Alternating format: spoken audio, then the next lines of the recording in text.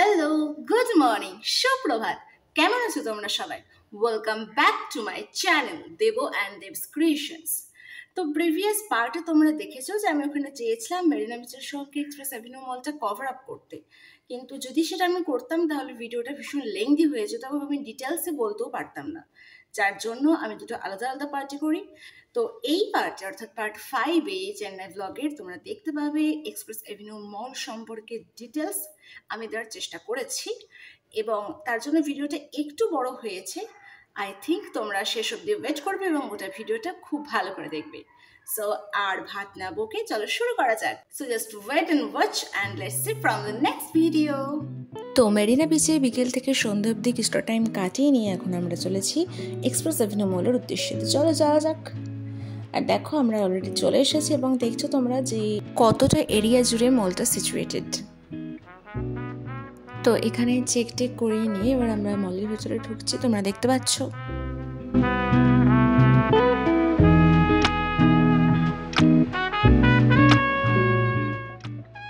ঢুকে ঢুকেই এখানে ঘুরতে ঘুরতে দেখলাম ফার্স্ট ফ্লোরে স্টারবাকসের একটা কফি শপ রয়েছে, যেখানে খাওয়ার ক্ষমতা অন্তত এখন অবধি আমার হয়নি, তো ওটা বাদ দিয়ে আমরা সেকেন্ড ফ্লোরে যেতে লাগলাম। তো এরপরে তোমরা স্টারবাকস সম্পর্কে আরেকটু দেখতে পাবে ভিডিওতে। তো এখানে আমরা সেকেন্ড ফ্লোরে এসে সেখানে ঘুরতে লাগলাম। দেখো অনেক ধরনের, মানে একটা মল বলতে গোটা মল বলতে যাবো যে এখানে বিভিন্ন বড় বড় ব্র্যান্ডের দোকান রয়েছে, তোমরা দেখতে পাচ্ছ। আর দেখো উপর থেকে নিচটা দেখতে কি সুন্দর লাগছে। যত আমরা উপরে উঠবো তত নিচটা দেখতে আরও বেশি সুন্দর লাগবে, দেখবে তো আমরা পরবর্তী ভিডিওগুলোতে। তো এখানে আমরা আবার থার্ড ফ্লোরে উঠছিলাম, তো উঠতে উঠতে একটু ভিডিও আমরা করে নিলাম।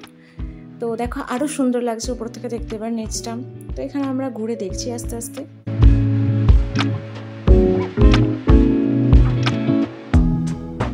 এখানে দাঁড়িয়ে আমরা একটু ডিসকাস করে নিচ্ছিলাম যে কোন দিকে যাওয়া যায় বা কি ইত্যাদি।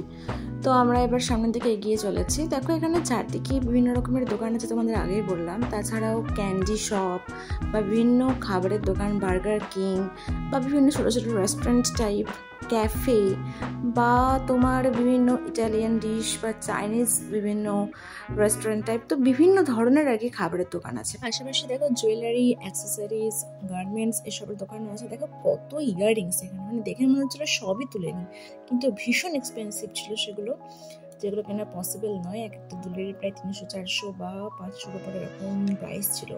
আর দেখো এখানে চুড়িদারের দোকান ছিল, একটা খুব সুন্দর চুড়িদার ছিল, তার সঙ্গে কুর্তিও ছিল, তবে বেশিরভাগটাই চুড়িদার ছিল এবং সেগুলো এক্সপেন্সিভ ছিল, তবে একটু বার্গেনিং করে অ্যাফোর্ডেবলের মধ্যে হয়ে যাচ্ছিল। এই সাদা চুড়িদারটা দেখো খুব সুন্দর ছিল দেখতে, 3-4টে কালার ছিল, মানে সাদার ওপরে কাজের বা ইয়েলো কালারেরটা, বা এখানে আরও বিভিন্ন কাশ্মীরি, হায়দ্রাবাদি চুড়িদার বা বিভিন্ন ধরনের চুড়িদার। যিনি শপ ওনার ছিলেন তিনি বারবারই বলছিলেন যে এগুলো একদম অরিজিনাল বা ইত্যাদি। যাই হোক ওখানে আমরা একটু দেখে টেকে নিয়ে আবার আমরা বেরিয়ে পড়ি। এখানে বাচ্চাদের টয় সেকশন ছিল, ফান সিটি, বিভিন্ন রকমের খেলা বা বিভিন্ন ধরনের আর কি জিনিস ছিল বাচ্চাদের জন্য স্পেশালি। তো এতক্ষণ ঘোরার ফলে আমাদের যেহেতু একটু খিদে পাচ্ছিল, তাই জন্য আমরা আইসক্রিম খাবো ভেবে এখানে আসি, বাট এসে দেখি ওটা আসলে একটা ক্যান্ডি শপ ছিল। তো আমরা আবার হতাশ হয়ে ঘুরে যাই, যেহেতু এখানে অন্যান্য মানে রেস্টুরেন্ট যেগুলো আছে সেগুলোর দাম, মানে খাবারের দাম ভীষণ বেশি ছিল। তো আমরা যেহেতু বাইরেই খাবো ঠিক করেছিলাম, তো সেই জন্য এখানে আর খেলাম না। দেখো উপর থেকে চারদিকটা দেখতে মজার, কি সুন্দর লাগছে দেখতে, সিরিয়াসলি ভীষণ সুন্দর লাগছে। তো আমরা ওখান থেকে আবার সামনের দিকে এগিয়ে যাই। এখানে আমরা একদম টপ ফ্লোরে আছি, তোমরা দেখতেই পাচ্ছ। তো এখানে ঘুরে ঘুরে হাঁটতে হাঁটতে আমরা সামনের দিকে এগিয়ে চলেছি। এবার কিছুটা গিয়ে দেখলাম পাঞ্জাব গ্রিল নামে একটা আর কি গ্রিলড রেস্টুরেন্ট টাইপের আছে। তো এখানেও দাম ব্যাপক ছিল।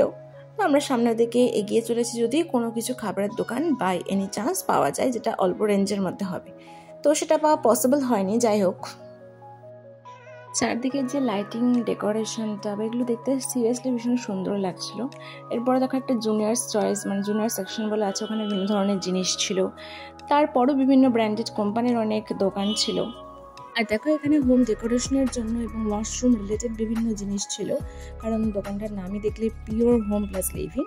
তো যাই হোক সেখান থেকে আমরা এগিয়েছিল, এখানে বিভিন্ন কাপড়ের দোকানও ছিল, বা এই যে এখানে দেখলে কুর্তির দোকান, একটা বেশ সুন্দর সুন্দর ছিল কুর্তিগুলো দেখতে, আমরা ওইদিকে দেখে এসেছিলাম। প্লাস এখানেও আরও সুন্দর সুন্দর কুর্তি ছিল, চুড়িদার ছিল, যেখানে আমরা কিছু ফটো ক্লিক করে নিই।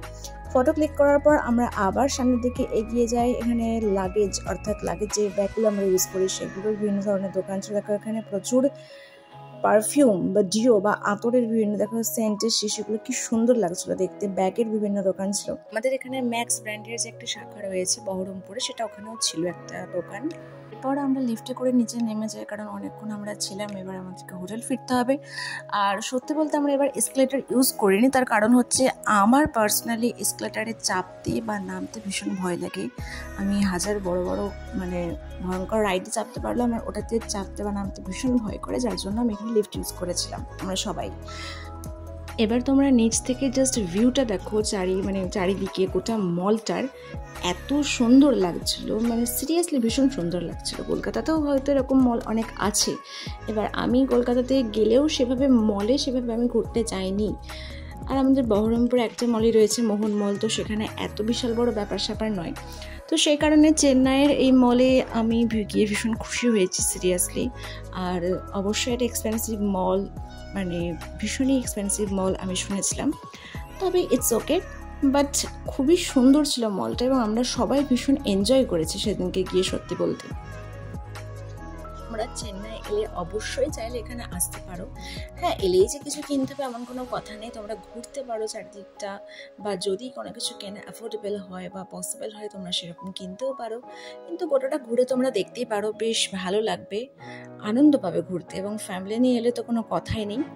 তো যাই হোক, আমরা এবার আস্তে আস্তে মল থেকে বেরিয়ে পড়বো। তো স্টারবাক্সের এই যে কফিটার মানে দোকানটার কথা তোমাদেরকে বলেছিলাম ফার্স্টে, তো আমরা পাশ কাটিয়ে আবার চলে গেলাম। কোনোদিন হয়তো আমিও খাবো এখানে সেই আশা রেখে।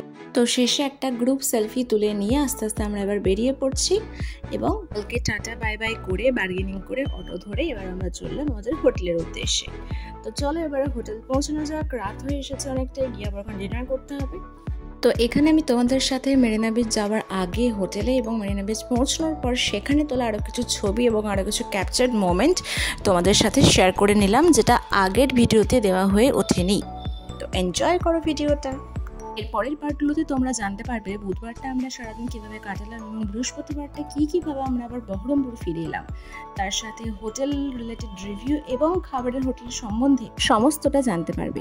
Till then just wait and watch and stay connect with my friends. Bye bye, thank you.